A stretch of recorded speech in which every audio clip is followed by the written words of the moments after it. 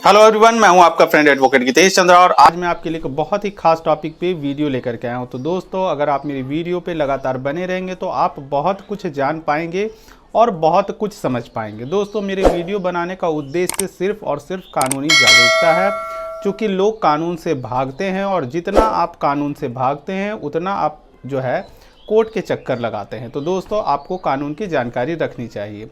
दोस्तों, आज का जो मेरा वीडियो है वो है ज़ीरो एफआईआर को लेकर के। दोस्तों, जो लोग नहीं जानते हैं वो जान लें, और जो जानते हैं कि ज़ीरो एफआईआर क्या होता है वो इसलिए जान जाएं क्योंकि अब जो है 1 जुलाई 2024 से भारत में नया कानून जो है वो लागू हो जाएगा। नए लॉ जो हैं वो लागू होने वाले हैं, तो कई सारी चीज़ें जो हैं वो पहले की अपेक्षा बदल जाएंगी, ऐसा हम सभी सोच रहे हैं। लेकिन कितना बदल पाएगा, कितना जो है वो तरीका बदलेगा, नहीं बदलेगा, ये सभी को देखना है। दोस्तों, नए कानून को आने से हम सभी जो भी एडवोकेट्स हैं उनको भी काफ़ी दिक्कतों का सामना करना पड़ेगा।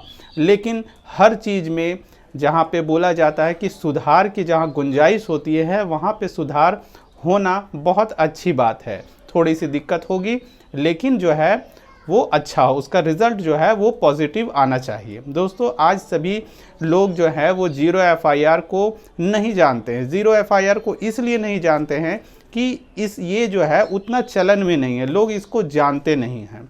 ज़ीरो एफआईआर का मतलब ये होता है कि अगर आपके साथ किसी तरह की घटना घटी तो आप जो है एफआईआर जो है वो करवाने के लिए कहाँ जाते हैं, ये बहुत बड़ा सवाल है। हालांकि एफआईआर जो है, कभी भी क्राइम होता है तो सबसे पहले एफआईआर रजिस्टर्ड होती है, लेकिन एफआईआर कैसे रजिस्टर्ड होती है, कहाँ पे रजिस्टर्ड होती है, ये जो है जब किसी व्यक्ति के साथ कोई दुर्घटना घटती है तब उसके लिए ये एक बहुत बड़ा सवाल जो है वो खड़ा हो जाता है। क्योंकि एफआईआर अगर अच्छे तरीके से नहीं लिखी जाती है तो वहाँ पे अपराधी जो है बच निकलते हैं।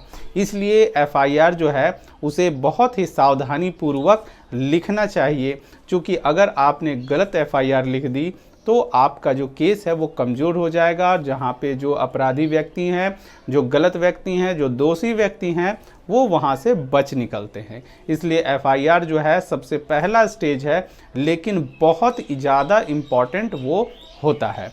तो हमें एफआईआर जो है बहुत ही सावधानी पूर्वक जो है हमें लिखना चाहिए।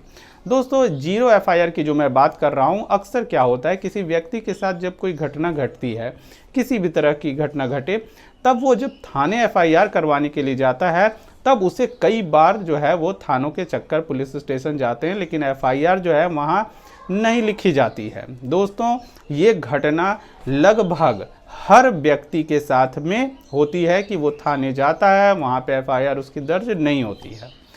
कई बार ऐसा होता है कि कई व्यक्ति जो हैं, कई महिलाएं जो हैं, वो जब एफआईआर करने के लिए जाती हैं तो उनसे कहा जाता है कि आपका जो नियरेस्ट पुलिस स्टेशन है आप वहाँ जा कर के आप एफआईआर दर्ज कराएं। यानी कि अगर मान लीजिए आप जहाँ पे घटना घटी और वहाँ से आप कई किलोमीटर दूर हैं या बहुत अधिक दूरी पे हैं और वहाँ पे किसी व्यक्ति के साथ में या कोई व्यक्ति आपके साथ गलत करता है या किसी भी तरह जो है वो किसी भी घटना को अंजाम देता है, तो पुलिस वाले उस वहाँ जो नज़दीक में जो पुलिस स्टेशन है, उस जगह पे जो पुलिस स्टेशन है, वहाँ पे अगर आप एफआईआर करवाने के लिए जाते हैं तो वो पूछते हैं कि आपका एड्रेस क्या है, आपका जो है वो पूरा पता आप बताएं। और जब वो पूरा पता बताते हैं तो पता चलता है कि वो 10 किलोमीटर 20 या 25 किलोमीटर दूरी पे है। तब वो बोलते हैं नहीं, आप अपने पुलिस स्टेशन, आपके घर के जो आपके एरिया जो है वहाँ पे जो पुलिस स्टेशन है आप वहाँ जाके एफआईआर कराएं, हम आपकी एफआईआर यहाँ दर्ज नहीं करेंगे।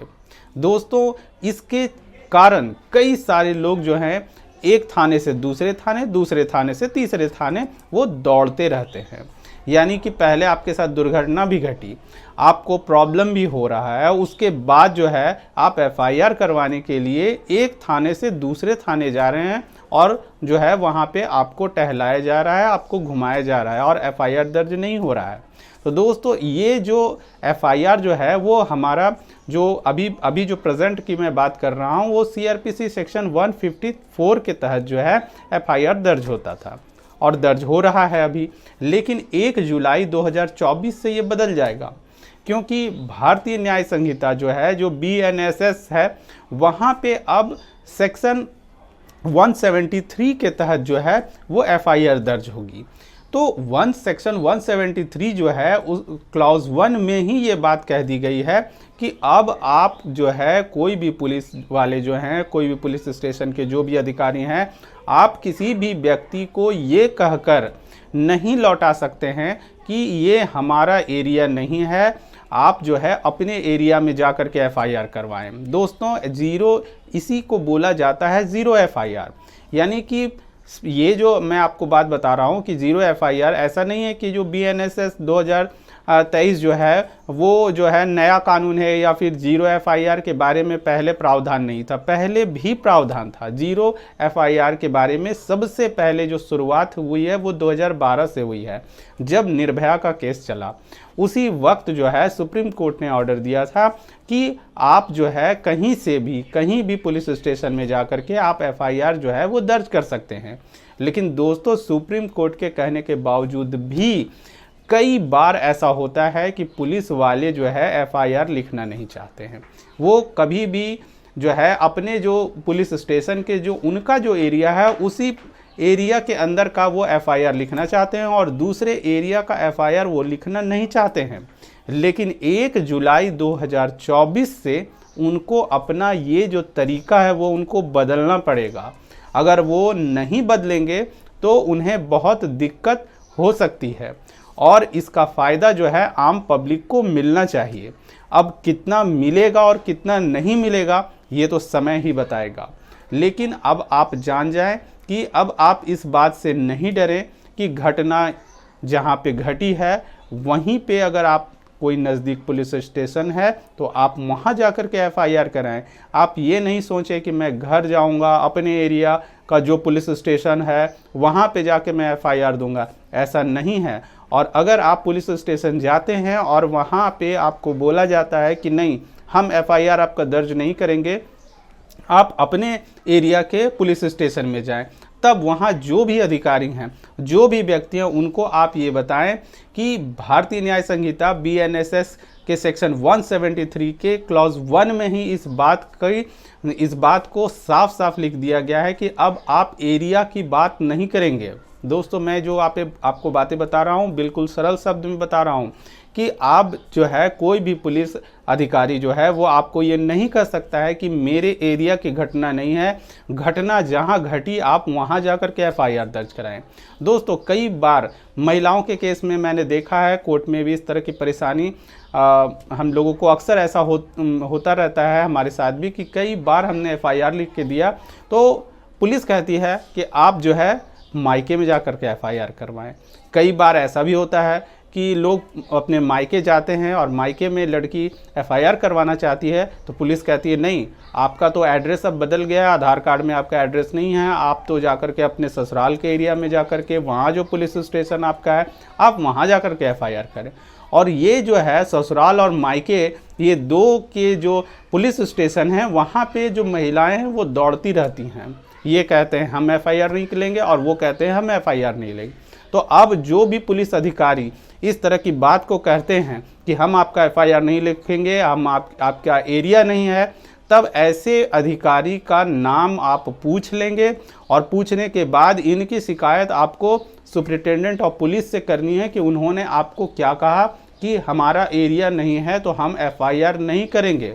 जबकि वो ऐसा नहीं कर सकते हैं।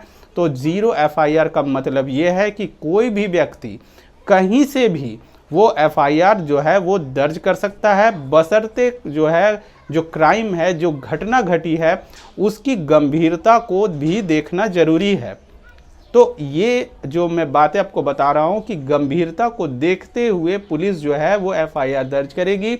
और अगर कोई पुलिस अधिकारी जो उनके एरिया में घटना नहीं घटी और वो FIR दर्ज करते हैं तो ये उनकी लायबिलिटी होगी कि उस FIR की जो भी इन्वेस्टिगेशन होगी, जो भी जांच होगी, या फिर उस FIR को वो संबंधित थाने में पहुंचाएंगे, ना कि लोगों को थाने से लौटाएंगे कि हम आपकी FIR दर्ज नहीं करेंगे, आप अपने एरिया में जाएं।